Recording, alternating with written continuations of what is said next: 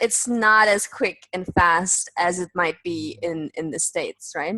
Right. I'm really glad I got to experience China because I really learned a lot about cultures and treating people. That's where I learned that was China. When you would try and do business, you would take them to dinner. You don't even talk about what you're trying to do. You just engage with them, get to know them, establish long-term friendships with them. And then after maybe a drink or two, you talk about what you want to do. Exactly. That's how it should be. Yeah. And especially the going out and entertaining and doing karaoke and drinking and, oftentimes I get this sort of, I get this feedback from people that are not used to this, like, this is all useless. Like, why are we doing this? Why don't we just get straight to the point? But really, they're testing you, right? They're like probing your trust. They want to get to know you. There isn't this instant trust that we might have towards others. So they need to know you better. And then a lot of doors open, and I'm sure that's what you've experienced. The longer you're there, the more they know you, the more things happen for you, right? From working with children, I've met more coaches and professional decision makers than I have through anything else. And that's through not even playing. Yeah. Just meeting people, right? So what was the most exciting experience in China for you from a basketball point of view? The most exciting thing for me in basketball, it wouldn't even be a basketball on the basketball court memory. It's actually off the basketball court. I was in China.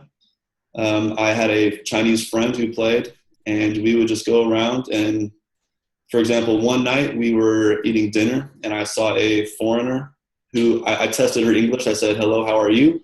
And I heard, "I'm good. How are you?" I said, "Oh, perfect. English." I had 4 months. I had zero English, so I just wanted to make sure I knew how to speak English still.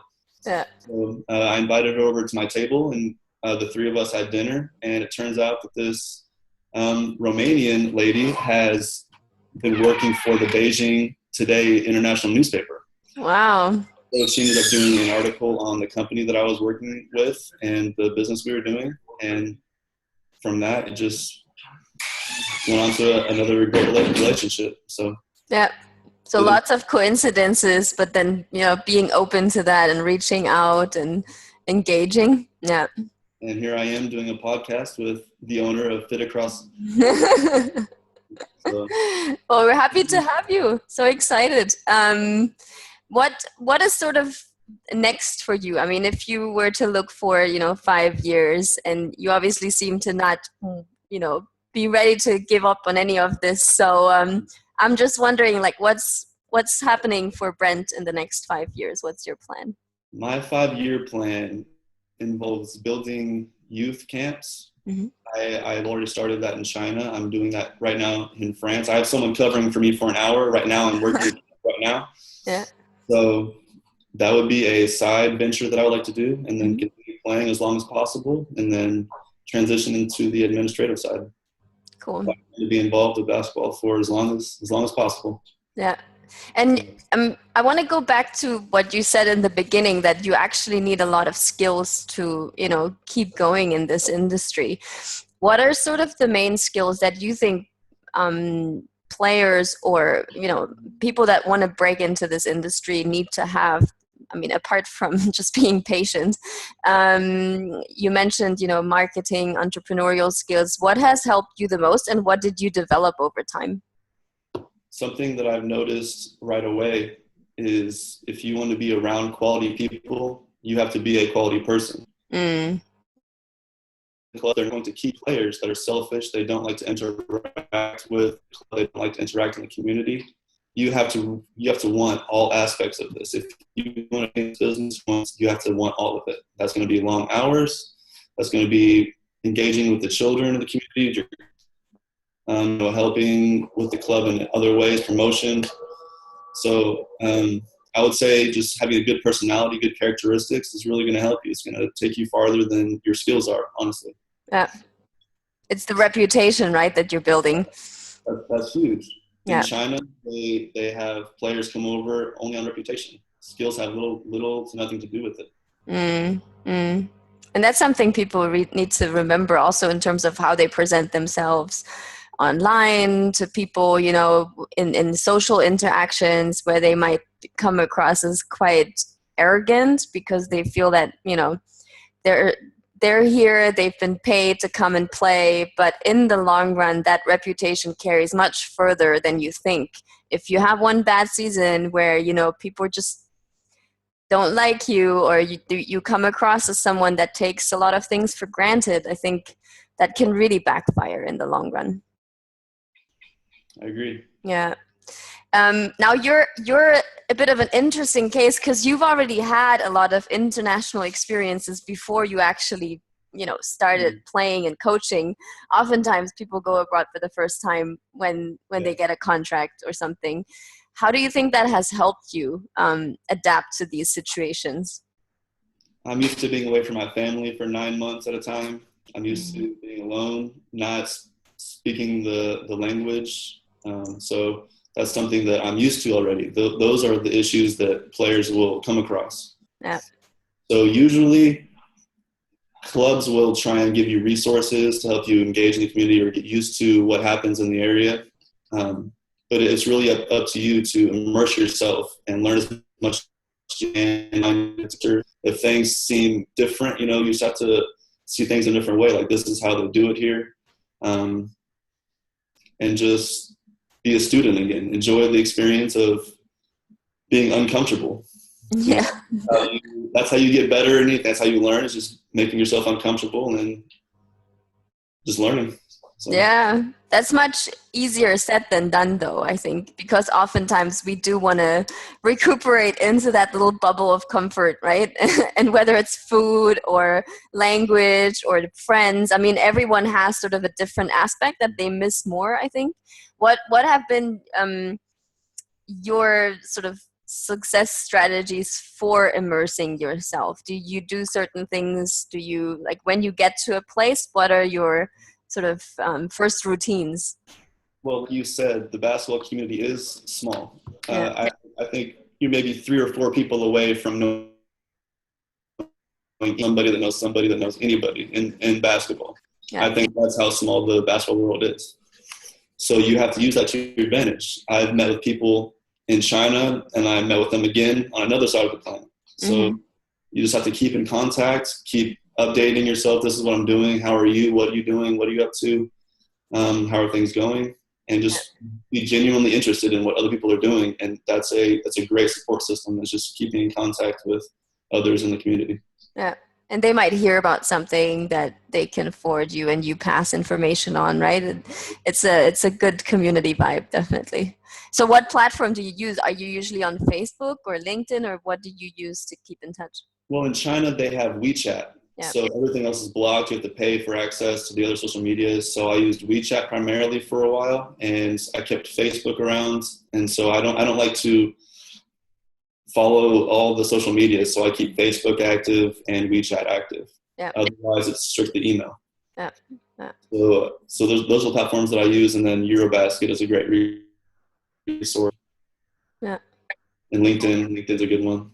Yeah, definitely. I mean, everyone has preferences, right? I mean, some people are just everywhere, and then others prefer one or two platforms. It's just interesting to see that you don't need a basketball specific platform as such. Once you have connections, it's just a matter of keeping each other updated, right? Whether that's through email or WhatsApp or WeChat. I mean, it obviously depends on where you're going, for sure. Yeah. So now you're in France, and how did that opportunity come about? Like, walk us through what happened for you to end up being in France. France was a cold contact. I was introduced to a camp that's going on, up and coming French camp. So I was invited to come out here and help them coach, and at the same time meet with clubs, network with coaches, and I have a game tonight. Actually, I have a game tonight where there's going to be agents and coaches coming, and next week I have a tryout with a club. So it just comes along as you make it, really. Yep. You have to go out and make things happen. You can't just sit around and expect things to come to you. You know, you have to say, here I am. This is what I'm looking for. What do you have available? What can you do? Can we meet?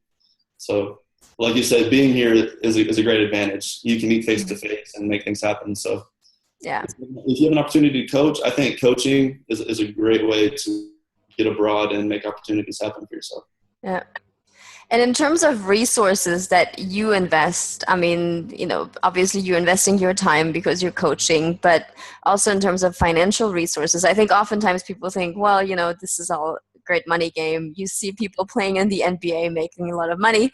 Um, do you typically pay, for example, for the flights to get to these places, or is that reimbursed? Like, tell us a little bit more about that setup, because I'm sure people are dying to know how much how much that actually makes. Well, that is case sensitive. Mm-hmm. Each situation or each circumstance is different. That's between you and whoever you're speaking with. Yeah. Usually for a playing job, most cases you will get flown out and accommodated with housing, food, and whatever you need. Yeah. For my coaching jobs, I was fortunate enough to be flown out and accommodated as well. So that's something that you need to decide what you want. What do you want most? Do you want to put money down to go somewhere, or do you want to invest your time and have someone fly you somewhere and help them with your time and maybe have a chance to connect with some clubs? Yeah. In my case, I took the latter. I was flown out, and I'm making the most of my spare time to meet with clubs and coaches, but that's just because I'm a great networker. I can reach out to people and make things happen in my spare time. So that's not an issue for me. Yeah. But that means you negotiate each case individually every time. Yeah. So Right. that's also something to be aware of. It takes a lot more time than people think, right? It's not just one email. There is some back and forth and negotiating involved, and you need some skills to negotiate. Right. Yeah. Yeah, Don't just know your worth. For Yeah, sure. exactly. And don't just take the first offer because you're so eager to go, which I think you learn in the process, right? You might make that mistake once and then hear from your fellow coach or something that they negotiated something completely different. I've seen people get exploited completely, and it's a bad situation. So maybe you should do your research, reach out to people, and just ask their opinion, what they know, Yeah. what to expect. Yeah, definitely. Now, for someone that doesn't have a lot of film tape because they didn't have a lot of playing time, or their stats just weren't that great in college or in their youth leagues, let's say, if they're coming from Europe, what do you recommend for them to do in terms of getting more exposure? Okay. What I had to do was go to a minor league, collect film, and honestly, I just started off with coaching. Mm, That got me to other places, got me involved in other foreign markets, so I could just meet people face to face, do workouts, tryouts, yeah. and those got me my first jobs. Mm-hmm. Do you typically recommend exposure camps, like international tryouts and those types of things? There are so many camps that Yeah. are fundraisers, strictly fundraisers, just to fill agents' pockets, fill promoters' pockets. Mm, There are some legitimate camps, but I haven't attended a single camp ever. yeah. So So that's there's different avenues to make that work, but it's definitely true. I mean, just over the last, I think, 4 or 5 years, the amount of camps and combines that have mushroomed, particularly in the States, it's amazing. I mean, and then, people are asked to put down a fee, they're asked to cover their travel costs. It's a big investment, so you should really do your homework to see if it's worthwhile. who is going to be there, who has an opening for sure. Right. Yeah, yeah. Are there actually agents there? Actually interested, not just paid to sit there. Yeah, definitely. So much to learn, definitely. So, what kind of advice would you have for someone who really wants to come overseas, doesn't know where to look and start? Are there specific places where you say, okay, they're more open to having someone come in from maybe a Division 3 or 2 college? Maybe let's start with regions. Like, what would you say would be a good place to look? There are lately, this last year, I've seen more and more openings, job openings for players that are basically internships. Mm-hmm. It's no money or little to no money, and players are taking it. And honestly, it's having a negative impact on the market. It's killing the job market for Americans. But that's one route you can take, is just take a very low income job and get your foot in the door overseas. Yeah.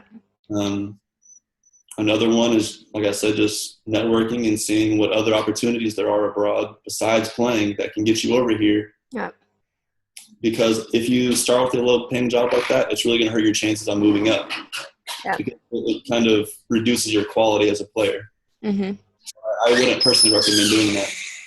Yeah. I would recommend being patient, like I was, and work your way into a good market. Yeah.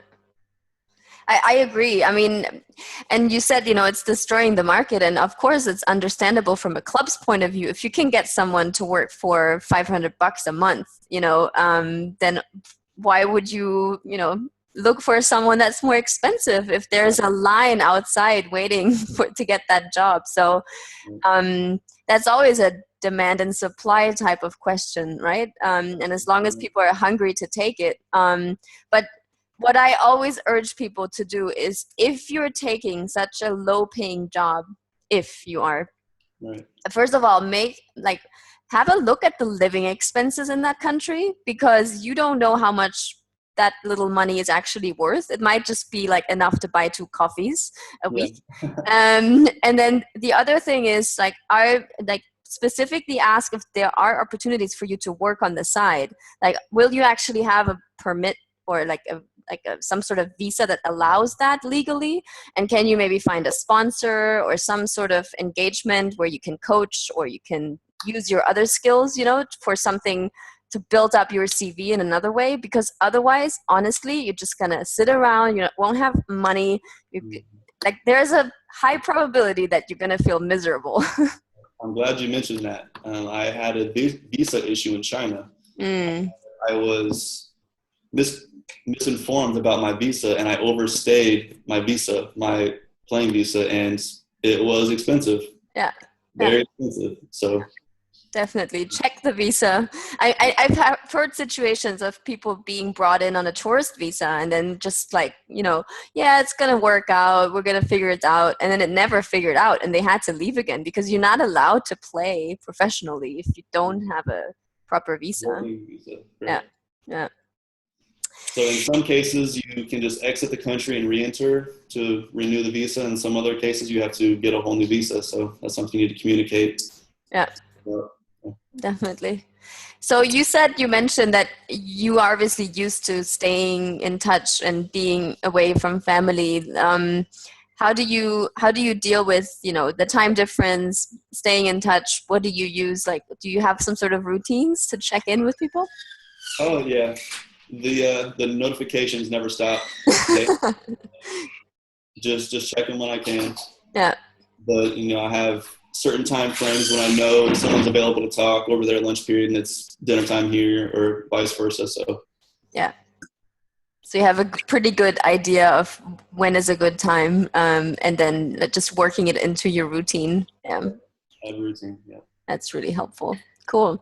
In terms of the challenges, I mean, you've already mentioned feeling isolated, being far away from home, not speaking the language, which I'm sure was an interesting experience in China. I mean, I've lived in China as well, and the first 3 weeks you just feel like an alien.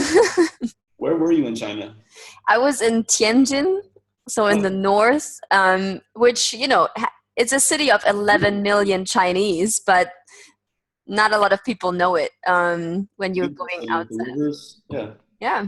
My friend plays in the CBA team now. Yeah. Nice. Yeah, and they have good teams. They have a basketball team. They have a football team. They're pretty big in sports, but it wasn't that tourist city. It wasn't a city where there's a lot of international tourists going to, maybe for a day. So it was definitely more Chinese than maybe Shanghai or Beijing. But where did you stay? I was near Shanghai. Okay. So, yeah, very touristy. Yeah. Great markets, though. Great markets. I bet.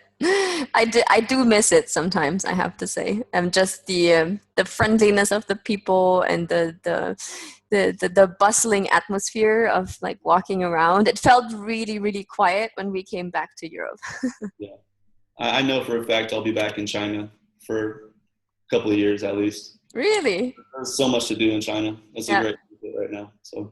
So how do you estimate the Chinese market in terms of basketball? I mean, obviously there's a huge investment happening, and Yeah. lots of foreign leagues are investing. I know the NBA is big in China, but also the Australian Basketball League is really pushing to enter the market there. And then obviously the Chinese are bringing in foreign players to make it more attractive.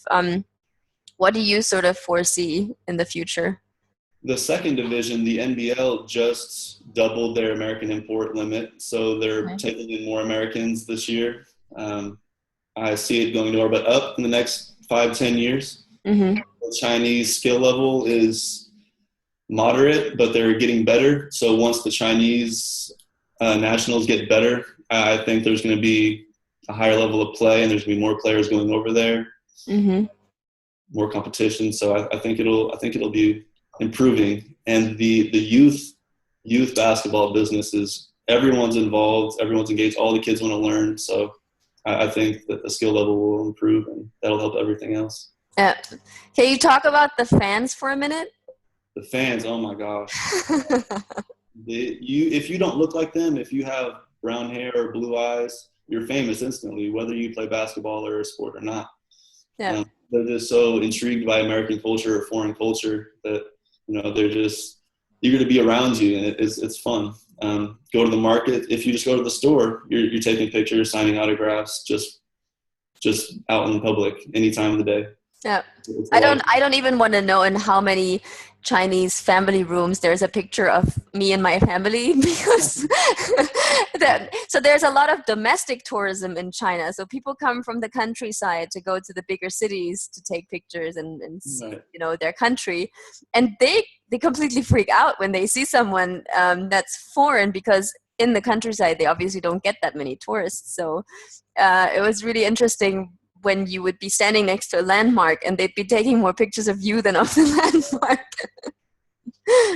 There's a good chance you were the first Caucasian person that they've ever seen in their life. So isn't that amazing? I mean, that's also where I think, coming back to your point about being humble, being well respected, I mean, being someone of like showing respect and just integrity, I think is so important, because you don't realize how much of a diplomatic purpose you serve when you're in another country. As you said, there's a lot of people that have never met somebody from that country, but even in Europe, there's a lot of stereotypes around other countries, particularly US Americans. So when you come over, you're also helping to break some of these stereotypes by being not as people would perceive you, right? exactly. Yeah. Cool. Well, I want to give you the floor. I mean, first of all, where can people get in touch with you if they want to know more, if they have some questions? They're like, "Ooh, I need to follow up with Brent. He probably knows somebody." Probably. You can contact me on Facebook, Mm-hmm. or my email is bschuck, BSCHUCK, at g.emporia, EMPORIA.edu. Great. Feel free to email me or contact me at any time. If there's information that I have for you or something I can do for you, I'd be happy to help. Great. And I'll make sure I'll link it in the show notes as well. So if people go to fitacrosscultures.com/episode 48, they'll find information about you. They'll find the video. They can listen to the audio if they don't want to see our faces. So there'll be lots of stuff for them to engage with. Do you, so you said you're on Facebook, you don't have Instagram. What's your WeChat account if people are? My WeChat is BSCHUCK and the number 7. Okay. Perfect. And for those that don't know what that is, something it's a social network in China. You have to have it. Definitely. Okay, so I want to close off by just, giving you a last couple of minutes to wrap up and give any advice that you have for people in terms of really embracing, the opportunity to go abroad. Like, what do you get out of it? What's the benefit? We've talked a lot about the challenges, but you obviously keep on going, so there must be something to it. And there must be something that keeps bringing you back. So what would you say to someone that's uncertain about going abroad? Why is it worth it? Well, first of all, you have to know what you want. If you don't know what you want, why are you doing something? Okay. I like basketball. I like to travel. I like to experience new cultures.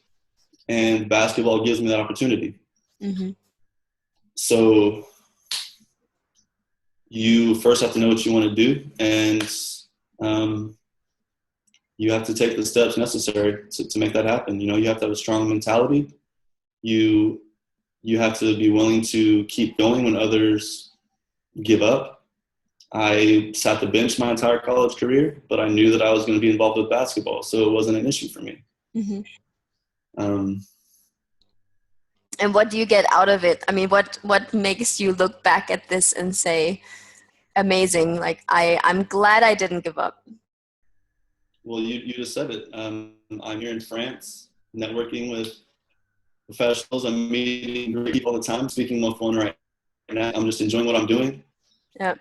I get to see and do all the time. It's a great life. It's not lucrative. It's not the NBA. But if I were in the NBA, I wouldn't be able to experience the things that I'm doing now. So Mm-hmm. I'm happy where I'm at. I'm so glad to hear that. You really sound like someone that's genuinely enjoying what you're doing. So I'm glad to see such a good example, So I mean, obviously if people want to get in touch, we'll share all your details, but also really take Brent as a great example, because if you are sure that you are up for this and you love to be uncomfortable, like he said before, and you just really want to stay involved in your sport, then there will always be a way. There will always be an avenue that opens up if you don't give up. I think it's very, very, very important to reiterate that point, right? If opportunity doesn't knock, build a door. Exactly. That's a great saying. And that's a great way to end the show. Thanks, Brett. Thanks for being on. And hopefully we'll see you around again. Definitely. Thanks.